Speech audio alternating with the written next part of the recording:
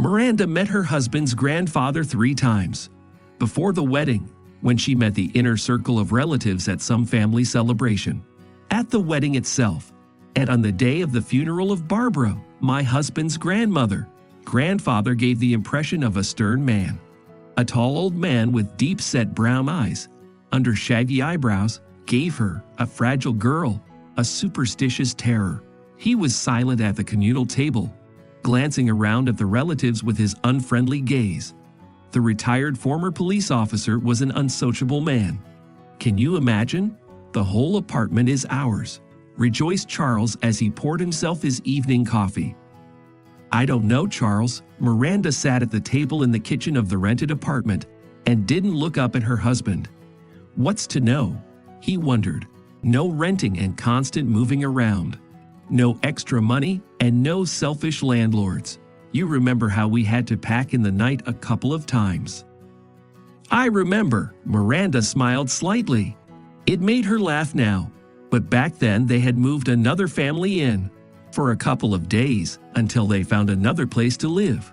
Another time, the apartment actually belonged to a sailor who had suddenly returned home from a voyage. True, the latter did not allow the young family to leave his abode. How do you throw people out a night out? Gone to a friend to celebrate his return, and asked to leave the keys to a neighbor with whom the guys signed a lease. But at night they stayed up and packed their bags. How many more times would they get screwed like this? And here's their own place. What's wrong with that? There. It's much better than it was. Charles took up his cooling coffee again. And don't be scared of Grandpa. It's a 2-bedroom apartment. He has his own room. And he's quiet. Miranda nodded, trying to calm her inner anxiety. She directed her thoughts to the happy side. They would have their own corner. Now they could lay out their things without thinking about moving soon. And the apartment would be transformed as well. Surely repairs had been done there long ago, when the house had just been built. But immediately the cold stare of the old man appeared before her eyes, and all good thoughts were shyly hidden. How to live with him. He makes you feel frosty. It is as if he sees through a man. He pry into the soul without asking, and examines it very carefully. Miranda shivered. Charles was no longer in the kitchen, and she looked at the dark space outside the window. As cold and gloomy as the prospect of moving in. The gathering was short-lived. After several years of such a nomadic life, the young family had never managed to acquire any weighty possessions.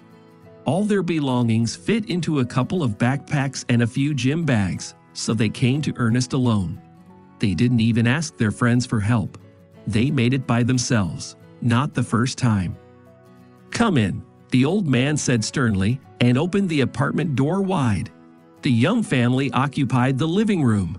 Miranda was worried that Ernest was used to living his life, and it turns out that they are now violating it. Who would like that? Don't worry, Miranda. He even has a nice TV in his room. You can close the doors here and he won't bother you. My grandfather is a worldly man. He understands even more than we do, Charles reassured his wife.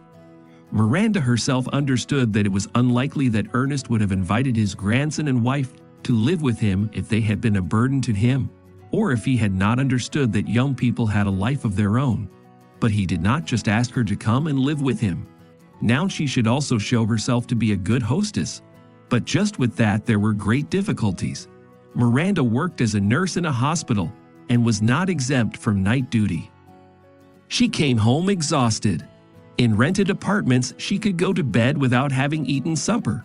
But in Ernest's apartment, how could she do that? The first month passed unnoticed. Miranda disappeared at work or slept off duty. Charles would cook something simple himself at such times, but they were happy. Charles knew that a nurse's life did not always go according to schedule. Miranda was filling in for colleagues who were sick and those who were lucky enough to go on vacation. Sometimes he didn't see her for 24 hours, but Charles was used to that kind of life, even before he got married. Life went on as usual. Miranda returned once again from work very late. Charles was already asleep, and Ernest was reading in his room. This Miranda realized by the beam of light from under his door. She undressed, feeling the delicious aroma from the kitchen. Miranda could barely overcome the urge to run there at once and find out what her hungry stomach was beckoning her to. Habit proved stronger. She went into the bathroom and washed her hands thoroughly, then ran to the kitchen. There was still warm meat goulash in a small pot, and on a plate under foil lay cooled mashed potatoes and a note beside them: reheat. She recognized Charles' handwriting immediately. He always wrote exclusively in block letters. Only the A was a little different, but in the world of computer letters, getting such a lively message by hand was much nicer. And Miranda also had no idea that her Charles was able to make such a nourishing and tasty dish out of chicken meat. And dinner was very good. She smiled to her husband in the morning. "Did you like it too?" Charles was getting ready for work and buttoning the belt on his pants. Grandpa did his best. Didn't say a word. I hear something long fiddling in the kitchen. Opened the door and the aroma of food almost killed me. Charles laughed. And Miranda understood why the letter A in the note was different. Charles didn't write it. He didn't have that kind of tenderness. He wasn't romantic even in the moments before they were married. And this was a note to eat. It certainly wasn't Charles. So Ernest took care of her? Or maybe he just showed her what dinner should be like in a normal family? And her Charles is only capable of making pasta and sausage. How long can men survive on that kind of food? It was Miranda's day off, and she spent the whole day at home, trying to show what a hostess she was. But as soon as she turned off the vacuum cleaner and knocked on the closed door of Ernest's room to vacuum there as well, the door opened and Grandpa took the vacuum cleaner with a short comment. "I'll do it myself." The door did not close and Miranda could have stood and watched Ernest doing the cleaning. But she realized in time that such behavior is unacceptable and went to find herself a new occupation. It is clear that her grandfather is unlikely to let her into his world. Miranda scolded herself, dusting herself off for not thanking Ernest for the delicious dinner. After all, he wasn't just trying for himself. Some of the old people in her hospital are quite different. They complain and grumble all the time. Whatever you ask them, it's all bad. Daughters-in-law and sons-in-law are bad. Grandchildren are bad. They don't care enough. And they also don't bring what they asked for. Of course, it wasn't from the good life that they complained, and yet it was so tiring. Ernest, on the contrary, was stingy with words and communication in general. He quickly finished cleaning his small room and returned the vacuum cleaner to its rightful place in the living room. "Ernest, thank you for dinner. It was all very delicious," Miranda murmured, catching a heavy look on her face. "You're welcome," she heard back, and the old man disappeared from view. On the one hand, Miranda was glad to be able to say thank you. But on the other hand, a stone fell on her soul. Ernest was a man of another era, strong, stern, and categorical. He shows her with his dinner that it is her concern to feed two men tasty dinners. But how could she manage both work and home? The familiar world has begun to crumble. That's the price to pay for her place. Now she should make it a habit to cook something more or less edible on her day off than store-bought meatballs and pasta. That was definitely a hint. What else had the grandfather invited his grandson and his wife for? To have the warm and caring hand of a woman in the house again, of course. Charles's mother cooks pies and cleans the apartment, and they have a 3-room apartment. There is enough cleaning there. And Miranda, she used to live in a rented apartment, and she didn't clean the floors every day. Miranda pulled out a bucket with a floor cloth. By evening, she felt worse than when she had worked 2 shifts in a row. There she could at least get a break, but here she could feel Ernest watching her.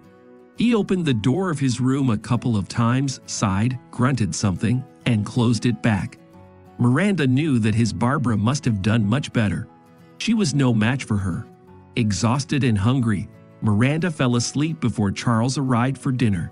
Early in the morning, she saw a suitcase in the middle of the room and her husband running around. "Are you awake?" he asked cheerfully. "You slept through all the news." "What news?" Miranda did not understand anything and started to get ready for work.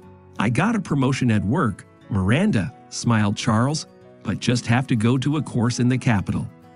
I'll be gone for 2 weeks, so it's just you and Grandpa here. Am I with him?" Miranda froze in horror as she opened the closet door. "Miranda, what are you talking about? He's nice. Don't look at his looks. He's a worldly man. He understands and supports everything. And I'll be back quickly. You'll see you won't even notice how time flies by." Charles walked over to his wife. Miranda imagined the unhappy prospect of working and cooking and cleaning the house and almost cried, and she couldn't tell Charles. What would he do? Refuse to go? Talk to grandfather? That's ridiculous. 2 weeks. She can handle it. We'll have to look at the schedule and figure out how to distribute things. Only when Miranda returned in the morning from her duty, she found the floor in the hallway still wet and freshly made pancakes in the kitchen. Not in time, she thought sadly. Ernest always got up early and by her arrival had already shown her the role of a woman in the family. Miranda sipped her tea and pancakes, swallowing the tasty treats with difficulty. Conscience gripped tightly in her throat. Miranda decided to take a nap after the night watch, reassuring herself that they still had her handmade soup for lunch, and she would think of something for dinner. The week was dragging on and on. Miranda rushed home from work and immediately took up cooking and cleaning. It was incredibly hard, but Miranda was eager to prove that she too could bring comfort and delicious food to the family. With horror, Miranda realized that it was only Thursday, and she already felt like a doormat. Miranda stood in front of the stove, hardly knowing what she was doing here. The day at work had been generous with negative emotions and running through the corridors. The names of drugs, syringes, and bandages flashed before her eyes, and disgruntled voices buzzed in her head. She hadn't been able to rest at home for days because of household chores, so mistakes at work became more frequent as well. "What are you doing?" The voice echoed with pain in my head. "What are you doing? Miranda, can you hear me? Give me that." Something was taken from her hands, and the voice became as if familiar. It was only now that she realized she was in the kitchen and Ernest was standing in front of her with a spatula in his hand. Making dinner. Miranda sat on the stool, not understanding what had happened. "I'm sorry, Miranda, but I'll tell you everything." Ernest's menacing look left no chance for an easy outcome. Miranda tensed, then decided. Since she wasn't worthy to be mistress in this house, let her be. She tried to become one. "Do you have any idea what you're doing? You work 24 hours a day, and then you run out to cook. You're crazy. You're a nurse, and you don't care about your health. Did they teach you badly?" the grandfather asked sternly. No, good. Miranda herself did not know how she could get those words out. "So why are you making fun of yourself? What do you think, that I can't cook a good dinner? I may be old, but I'm a decent cook. You said yourself that you liked the dinner I made." He sounded offended. "I did," Miranda agreed. "Well, leave the kitchen to the old man and go and rest quickly." He looked sternly at Miranda, and she hurried to carry out the order. Later, Ernest, washing dishes after dinner, began his story. "I didn't call you here to live with me to take care of me. I thought it would be easier for you to build a family in a nice apartment that you don't have to pay for. Plus, I can always take care of the household. I know you're a nurse, and that job doesn't tolerate fatigue. You have to rest at home. My mom worked in a hospital all her life too. And I've been able to cook since I was a kid.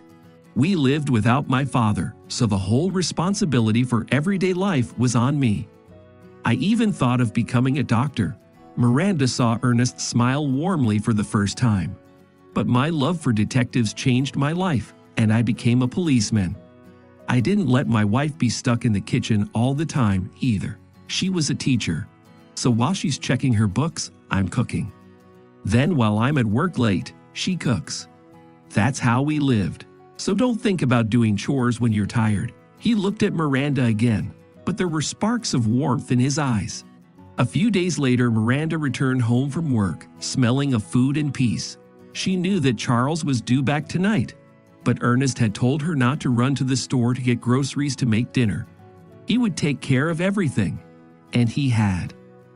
There were 2 salads and cold cuts on the kitchen table, the smell of meat and potatoes in the air, and red apples in a vase on the counter. "Here comes our Miranda back, and we've already got everything ready," reported Ernest. "Come on." Charles finished serving.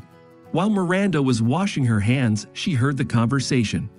Ernest was teaching Charles the finer points of cooking. The knife is on the right and the fork is on the left. It's not convenient to cut with your left hand. And don't forget the napkins, and I'll open the wine. Why don't you take your towel off your belt and hang it on your arm so you can be a waiter?" joked Charles. "And easy. It's you young men who miss the opportunity to pay attention to the woman you love. You're afraid you'll end up being a wannabe.